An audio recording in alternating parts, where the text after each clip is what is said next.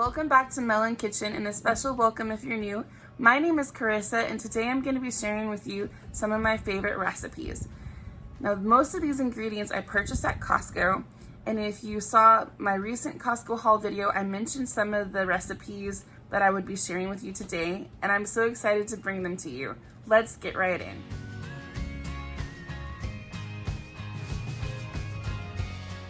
So for this melon berry salad, the main thing you're going to need is a watermelon. This is half of a large watermelon, and I just cut it into these chunks. You could also use a small watermelon, and you could also cut this recipe in half if you didn't want as much. So if you wanted to make a full-size recipe, you could use 2 watermelons that are small, or you could use 1 small watermelon and just adjust. But for today, I'm making a large batch. And so I've got my watermelon chunks here, and then you can pick which berries you'd like to add.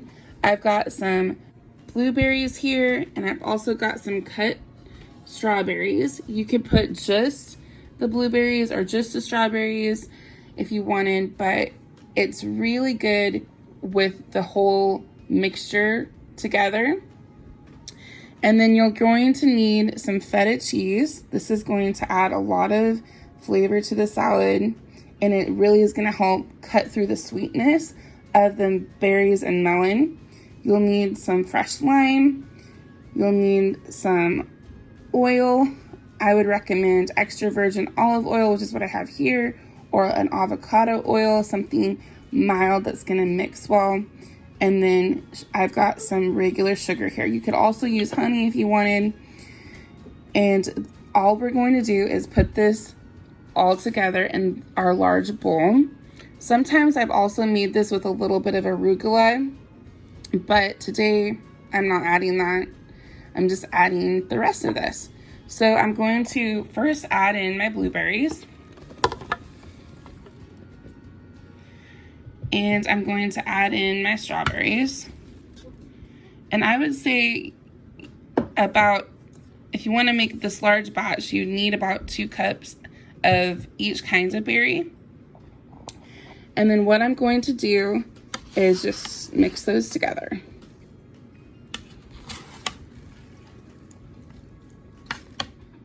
The next thing I'm going to do is add my sugar to my oil. This is about a tablespoon. If you wanted it even sweeter, you could add more. I'm just going to add that in there, and then I'm going to squeeze in my lime juice.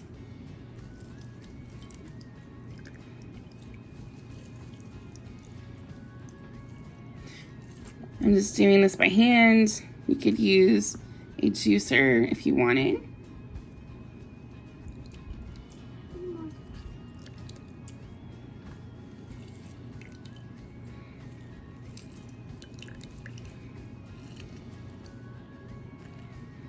And then I'm going to stir that. And I'm just going to use my big spoon, which it probably would work better with a fork, but hey.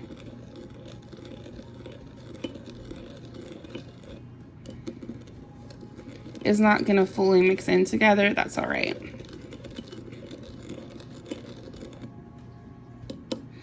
And then I'm going to pour our dressing over the salad.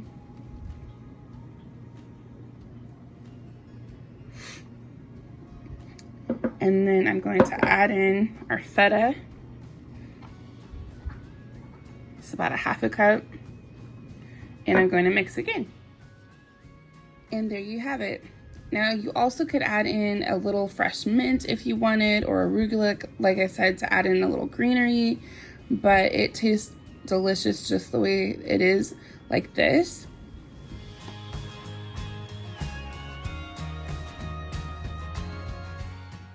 For this recipe, I like to use the tortilla land tortillas. They're flour tortillas that you heat on light heat on a fry pan, and they will start to bubble up and turn golden brown, and you just repeat the process. This recipe will make about 12 flautas. A little bit of trivia for you: the difference between a taquito and a flauta is in the shell type. Flautas have flour shells and taquitos have corn shells. The next thing we're going to do is make our mixture for the chicken.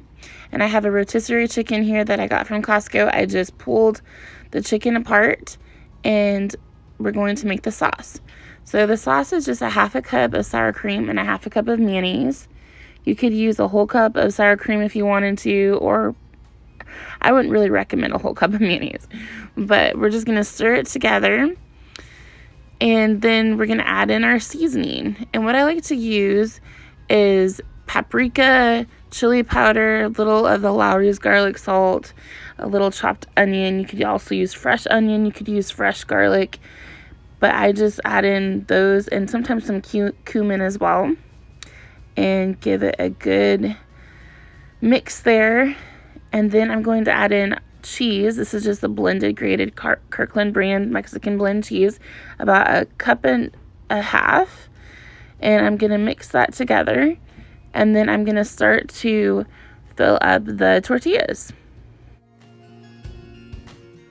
So what you're gonna do is take the chicken mixture and put it in a line in the center of the tortilla, and then what I like to do is start from the very bottom of the tortilla, and I'm going to roll it up or move it up to the middle and kind of tuck under the chicken and then roll the rest of the way. You want to be careful not to overfill the tortilla because then it'll be hard to fit them in your pan. Next, I'm going to take some cooking spray and spray down my casserole dish. It's 9 by 13.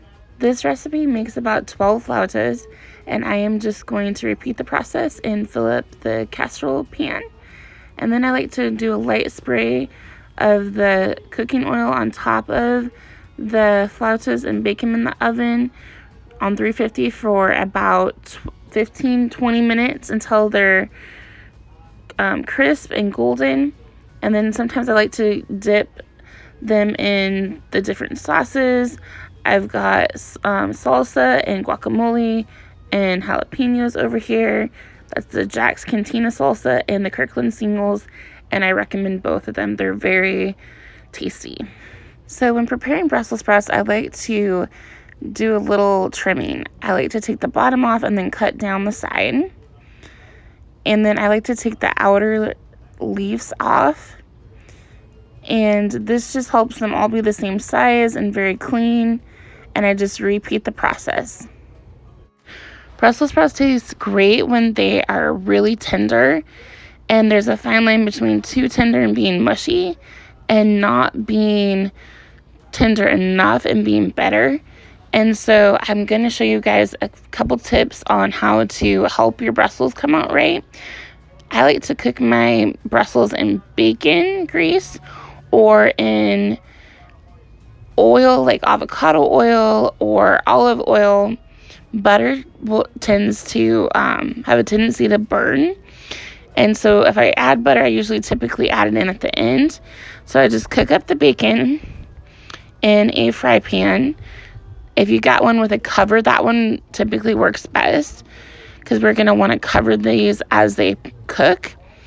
And then as the bacon is cooking, I'm cutting up these Brussels sprouts. When transferring your Brussels sprouts to your frying pan, you want to be very careful. You could use a spoon made for frying, or you just want to be very careful because you don't want that bacon grease to splatter on you. And I also reduce the heat down to a low when I'm adding in the Brussels sprouts. So what I'm going to do is give these a quick stir and then cover them for about 3 minutes, and then give them another stir for every 3 minutes for 10 minutes. And then for the last 5 to 10 minutes, I like to just cover them with the lid and just let them tenderize that way. I'm going to also add in some Lowry's garlic salt, just a little bit because that bacon is already salty. Sometimes I add in real garlic, and then I'm just going to stir them again. And like I say, that last 10 minutes, just let them tenderize with the lid on and heat off. And lastly, just add the bacon back into the Brussels.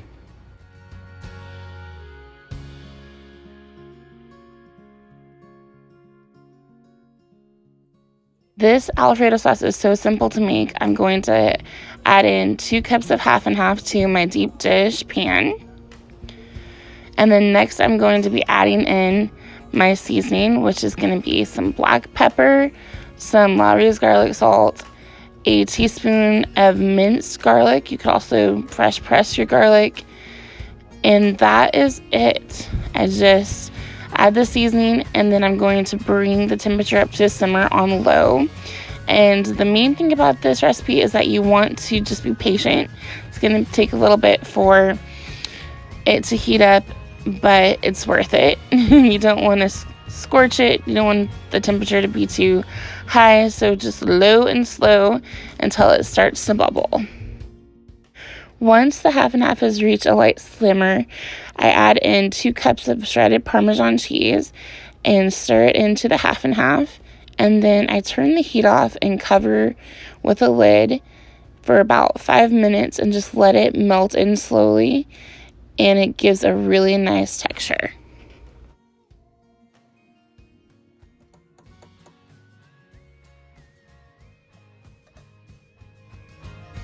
What I love about this sauce is that you can put it on pretty much any type of noodles that you want to. Also on top of steamed broccoli is really delicious. You can add shrimp or chicken to this dish. It is absolutely delicious and yummy. So easy to make.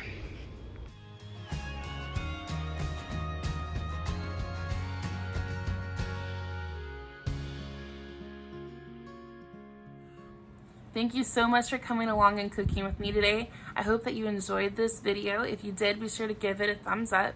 If you're new to the channel, I hope that you'll consider subscribing. I share weekly recipes. That is all for this Costco haul part 2 cook with me episode. See you guys next time.